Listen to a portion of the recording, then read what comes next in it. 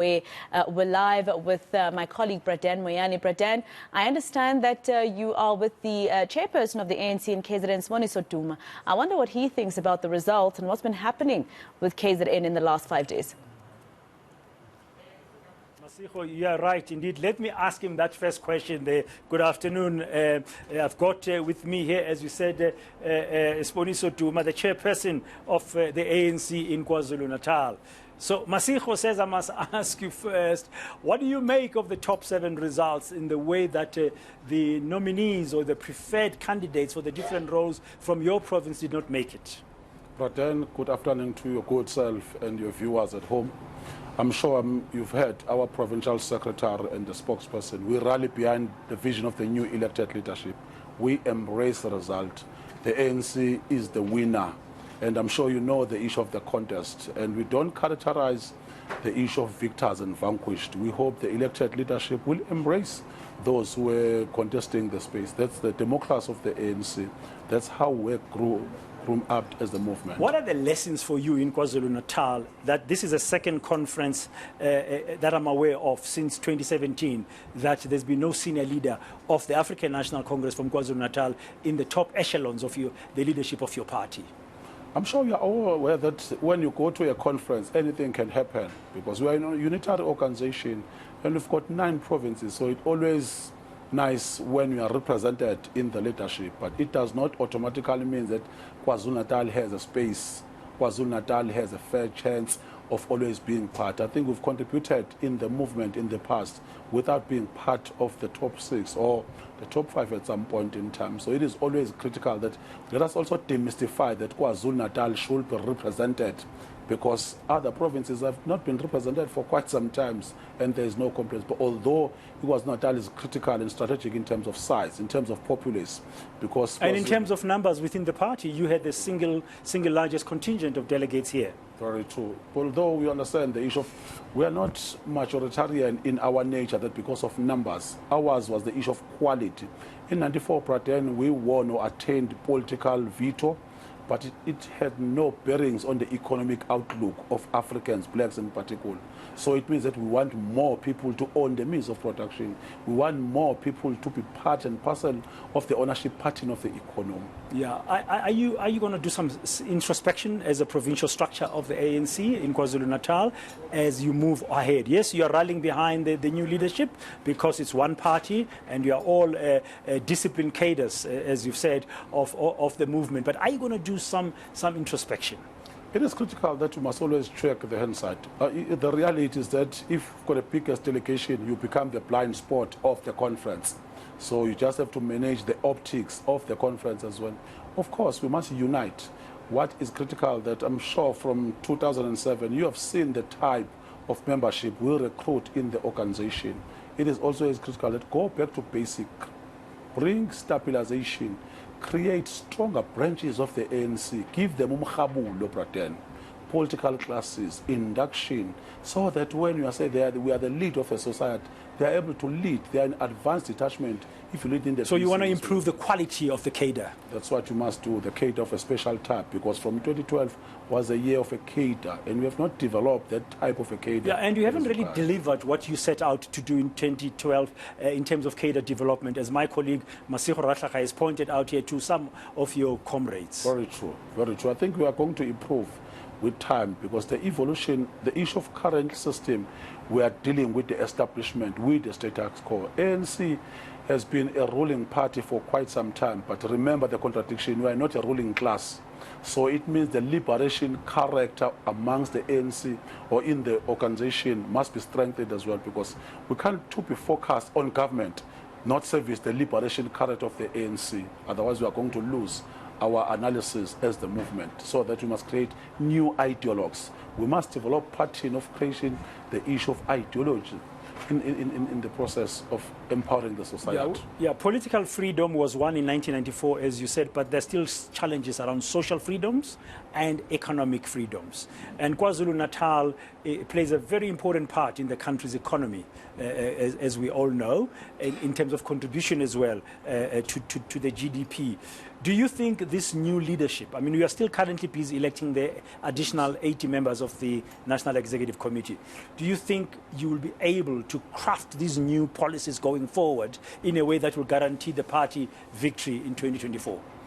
I think current president has been around in the formulation of the constitution and the state.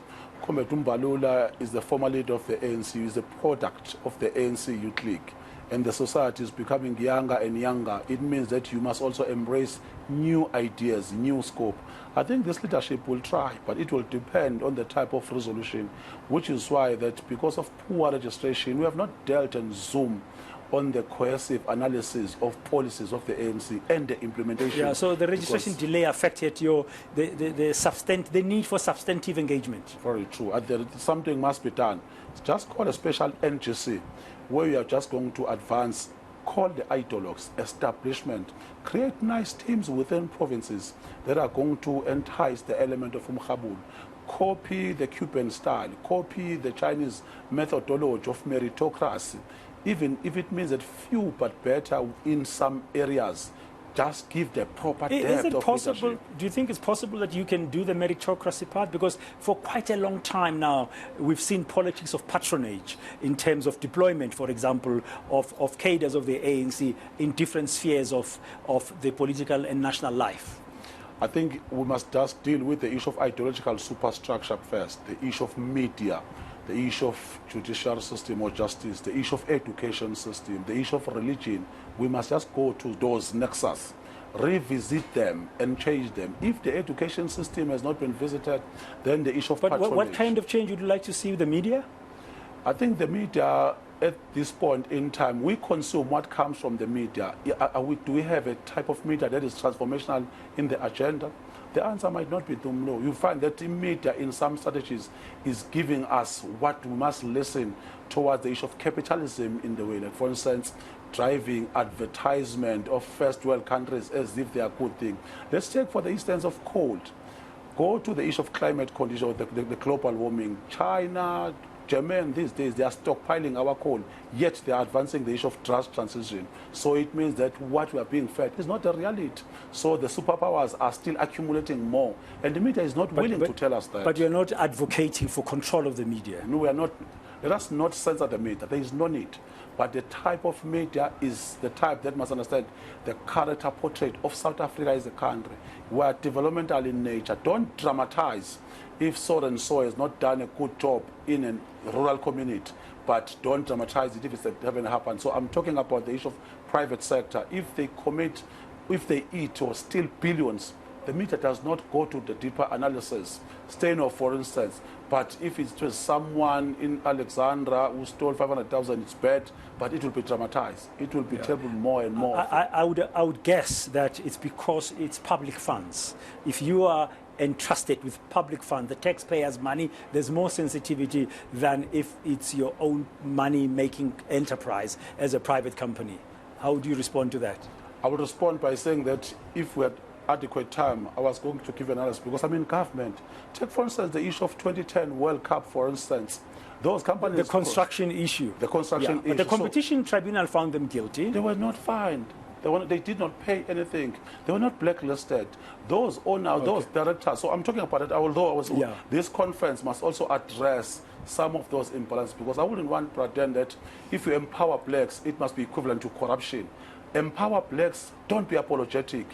It must be based on merit. It must be based on merit. Okay. Just understand in the anecdote of corruption that capitalism is inherent with corruption. Identify it first and deal with, scrutinize it, the root kernel of corruption. Yeah. I would assume, which is dangerous, that you might have been asked this question, and it was top of mind for me after you were elected as the chairperson of the PEC, but did not ascend to the premiership of KwaZulu-Natal. And when you look back, it has happened before, not necessarily that you could assume that. Are there two centers of power in KZN today? There's nothing like that. In fact, Praten, if I can just be giving you details, we had a chance of occupying every position because ANC deploys. There is no contestation. We had to deploy some strategic comrade who has been around, who understands governance.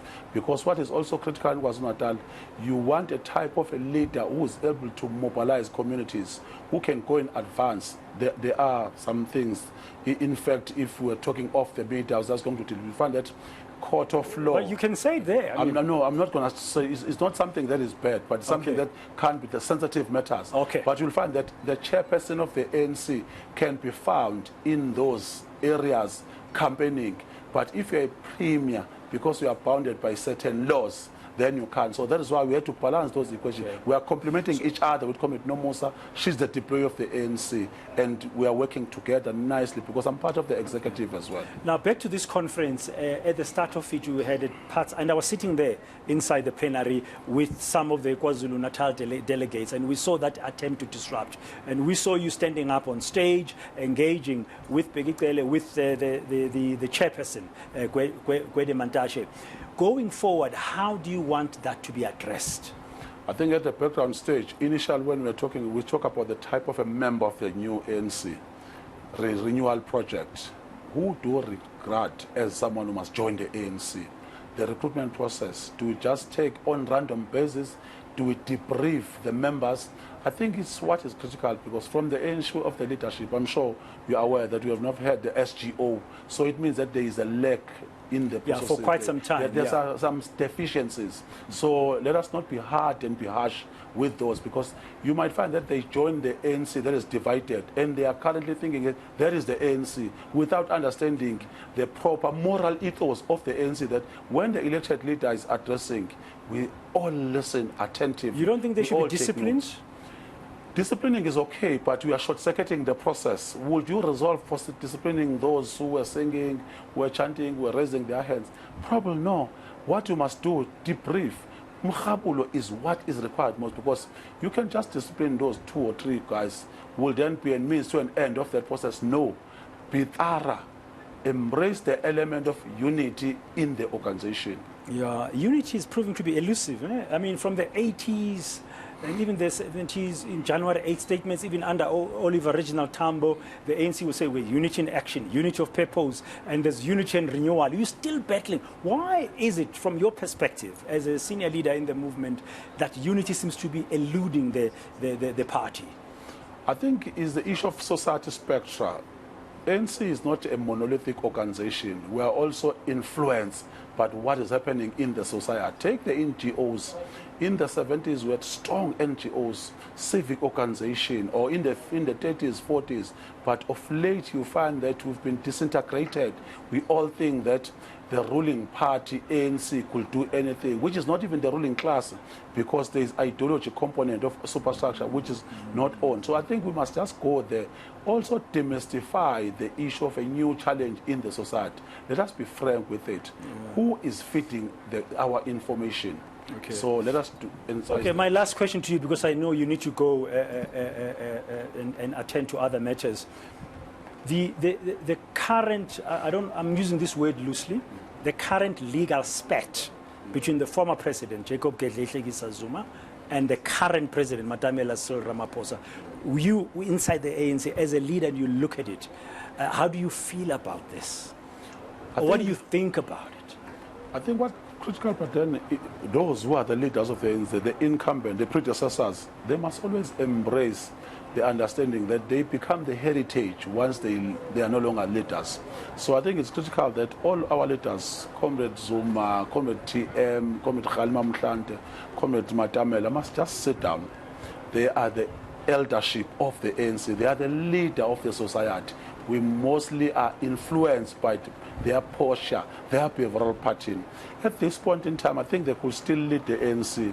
They could still embrace each other. It was nice seeing the gesture between Comrade TM and Comrade Matamela, Comrade Zuma and Comrade Matamela. That's what we must do at the level of optics in particular these days, because the society, the membership will think that they are in loggerhead, even if they are not.